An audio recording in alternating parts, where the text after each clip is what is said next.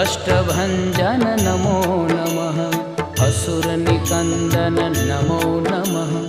श्रीरामदूतं नमो नमः।